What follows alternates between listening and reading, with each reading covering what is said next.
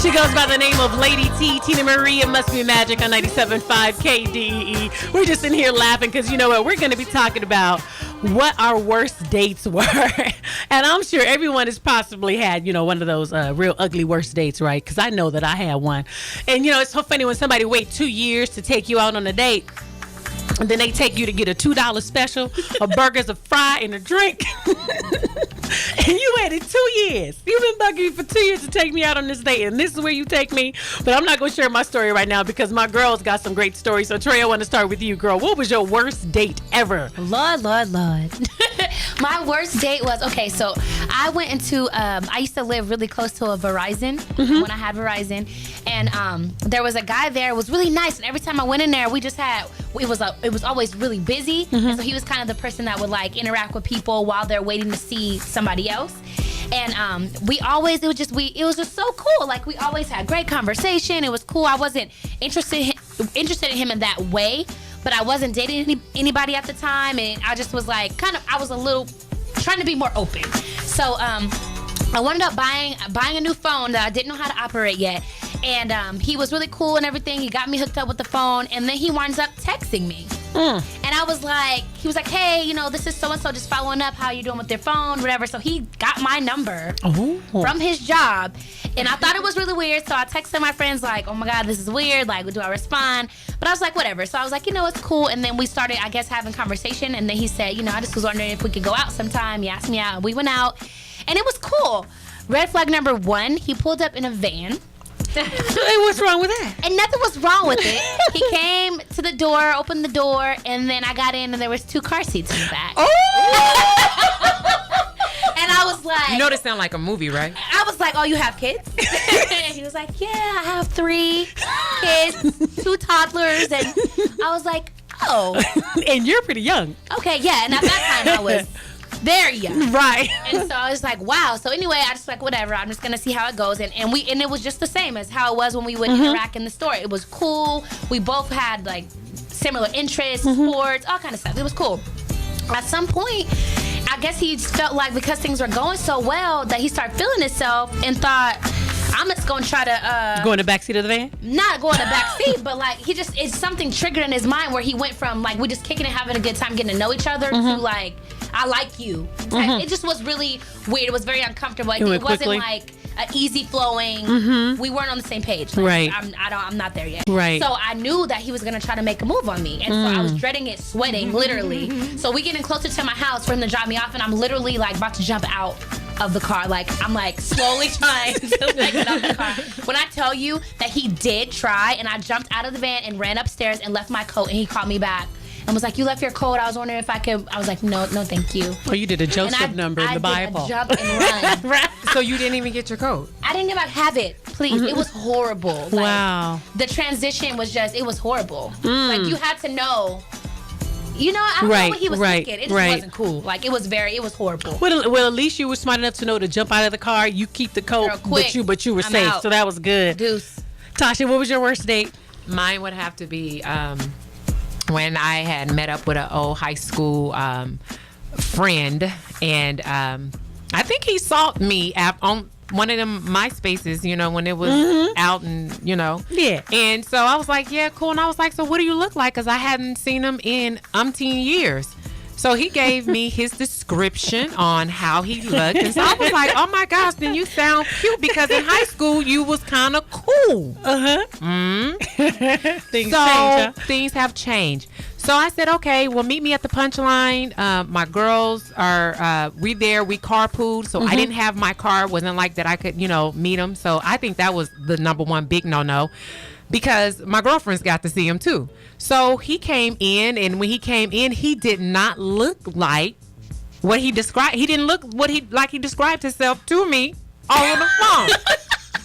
So my girl was like, you said he had dreads and he was thick and he was buff. No, he's short and he's stubby. Oh no! And his dreads, his hairline started receding. So therefore, the dreads wasn't as level as they were supposed to be. Right. So I was embarrassed. So that was number one. I was embarrassed because my girls seen him. And I felt some type of way. I was like, I don't even want to go. I can't go. I cannot go on this date because they talked about me all the way out the door. So we went on ahead. We went to the movies and everything, and so he started kind of wanting to sit close because we went to the drive-in.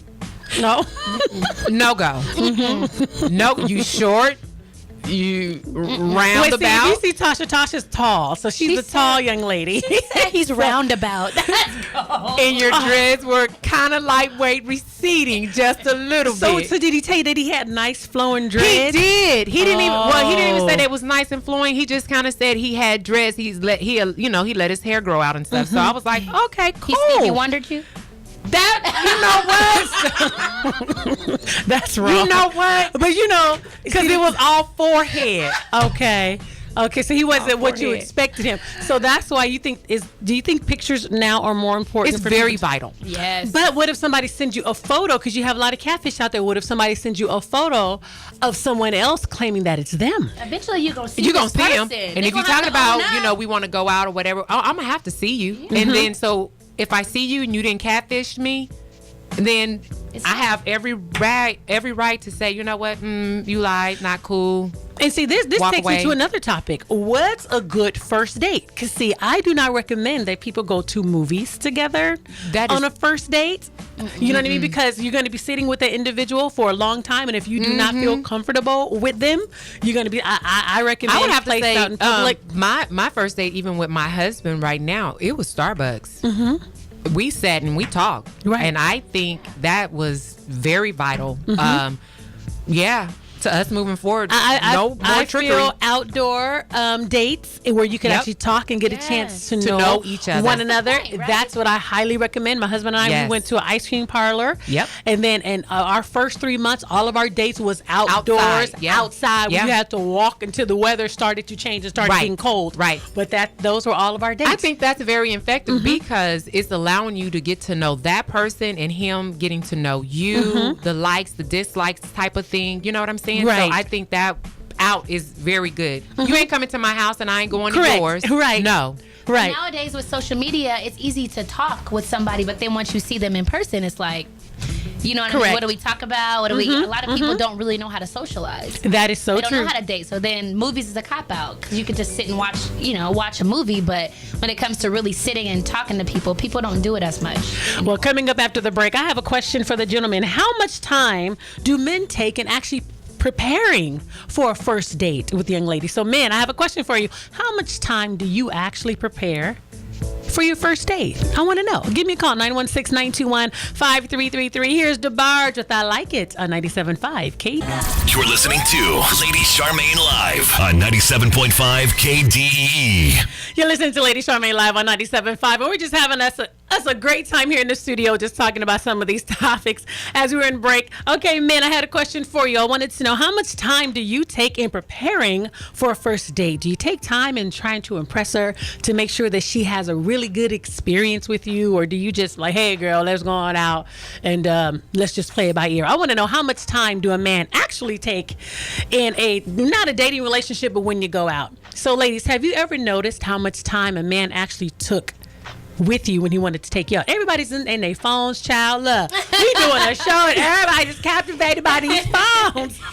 Because people are letting us know they listen. Well, good. Thank you, everybody, for tuning in. We greatly appreciate you listening. So thank you so much. Also, you can go online to Charmaine Bassett right there on Facebook, and you can check us out live in the studio. You can also go online to 97.5 KDFM.org. That's really two E's. I just run my E's together. .org. If you want to hear all the callers, if you're actually tuning in online. So, ladies, have you ever noticed how much care a man has taken in a first date with you? I feel like you could tell by their presentation. Yeah. Do they smell good? Did they iron their clothes? Does their breath smell good? Are they well groomed? Like, Right. You can tell by. And the breath has to be right. Oh, it has to be on point. Please. No halitosis here. No halitosis here. But yeah, you can tell by the way that the man carries. We're gonna take a call. Hi, 97.5. Hi, how are you doing? Good, honey. Can you turn your radio down some? I'm sorry. It's okay. But I am so excited. I'm driving down the street, and you have my niece in your studio, Latroya. Ah, yes, Latroya. Look, you should see her face. Right? Hey, Nick. Hey, Troya, boo. Look, Troya, I'm driving down the street and you guys' conversation was so interesting, right? I'm not knowing it's my niece. Malik's in the car. He pops up asleep. He was like, hey, that's Troya.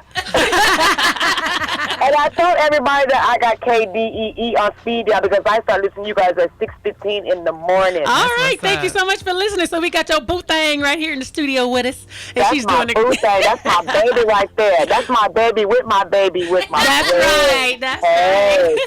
But you guys' conversation is really, really interesting. And, you know, a man got to look good from head to toe before a woman can even blink. Yes.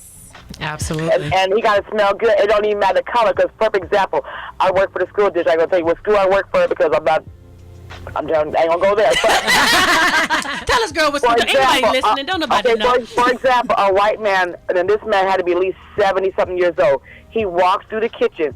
When he left, his fragrance was so good, smelled so good. I went to my supervisor, and it was like, will I be disrespectful if I tell that man that he smelled really, really good? She was like, no. Matter of fact, you better bang your bow wow and all this stuff. And this is a 73-year-old white woman. Wow. Okay. Well, girl, well, thank you so much. What's your name? Where are you calling from? Has to be good. Excuse me? What's your name? Where are you calling from? My name is Auntie Nene. Troy, you know my name. Auntie Nene. So basically, you said a man has to smell good. So thank you so Smell much. good. Yes, that starts to smell good and look good. Mm-hmm. All right. Well, thank you, Auntie Nene, for calling in. Bye, Troy. I'm so Nene, excited love for you. Bye. Bye. 97.5. Hi. Hi. How are you doing? I'm good. And yourself? I'm doing good, girl. We're listening to you on the air right now, and we would love to chime in and put our thoughts, send our thoughts, and give our ideas about this lovely topic that you have chosen for today. Thank you. Please do. Go ahead and chime in. Wonderful. Well, from what I've heard, first of all, this is Christy Hi, calling Christy. from Chico, California. Hey, calling from Chico. Hi, sis. Hi, sis. How you doing? How you doing, girl?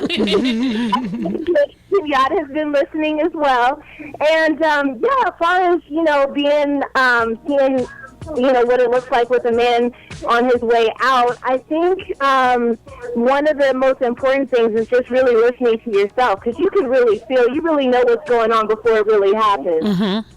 That's true. Okay. But I think how a woman acts when a man is on his way out is usually, things you just start not caring, like, whatever, okay, that's cool. Right, right. I do me, boo-boo. Right. So I'm really excited about the topic, but I'm going to let Kenyatta give some input on this issue. Okay, you got some more input. All right, Kenyatta girl, where you at? Well, actually, Kenyatta's a man. Oh, go, And Kenyatta's a I man. just wanted God to give a little yin to that yang. Okay. And I just wanted to speak with my minimum of, 44 years in small wisdom here on the planet. Most men can tell what it looks like on the way out because either you start doing something or you stop doing something. So either you start treating her with all this special treatment because you're not acting the way you should be acting, or you stop treating her the way you used to treat her because you're not doing what you're supposed to be doing. And that's how you can tell when you're on your way out, is because you start messing up. That's good. Spoken from a man. Again, Kenyatta, thank you so much for calling in. Nothing to it. Thank you guys for having us. You're welcome. Bye-bye. Still love you. Oh. Oh, she was giving her love. Oh, no, don't troll your people, girl. You got all your people calling in, girl, ain't mad at you. Thank you, peeps. 97.5. Hey, I was just trying to chime in on the conversation. I know you like in the kicking and having a good old time. Go ahead. Enjoying it. I wish I was in the studio with y'all. Oh, what's your name? Where are you calling from? My name is Jeffrey. I'm calling from Rockland. Oh, Jeffrey's calling from Rockland. Thank you so much, Jeffrey. What you want to chime in on?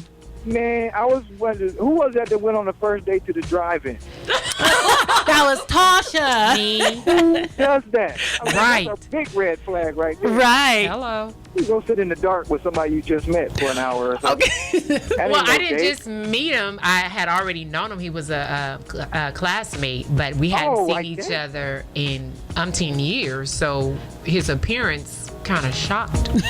Looked Just a little a tad bit. different. So that'd be more the reason to not go sit in the dark. Hello. And get close. I was laughing so hard I forgot the question. I was so Sorry about that. I'm not trying to clown though. I'm No. just saying that's crazy.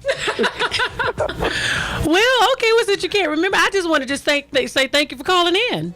Well, thank you for picking up the phone. Because the fourth time I called, y'all got me on beep, beep, beep. All We But apologize. hey, Phone's ladies, a little y'all busy. keep doing what y'all doing, all right? Thank you so much. You have a great day. All right, I'll holler. Peace. Bye-bye. Well, ladies, it was truly a pleasure having you on the show today with all these great hot topics. We got Troy and all her peeps calling in, her aunties and uncles and stuff. Everybody calling in. But we really did have a good show today, and I think that was a really good topic today. Well, all the topics were good, though. I think all the topics were good, and next time we're going to talk about expectations when we go on a date. What should we have expectations when we go on a first date? No. We shouldn't? No. No and yes. I think we should. Well, and that's why we need to talk about that. But there still should be some point, some level of like, this is what you have to bring to the table. See, like paying I the think bill. so because, y'all know my first date, I didn't there. have any expectations, and he took me to Curly Q's and got me a $2 special because I didn't have any expectations. So I had to, raise my standards and have some expectations on what I should expect. Because I got a burger, fries, and a drink for $2. So therefore, So what you gonna tell them? I'm on roof, Chris. Well, you can allude to that. I'm just saying.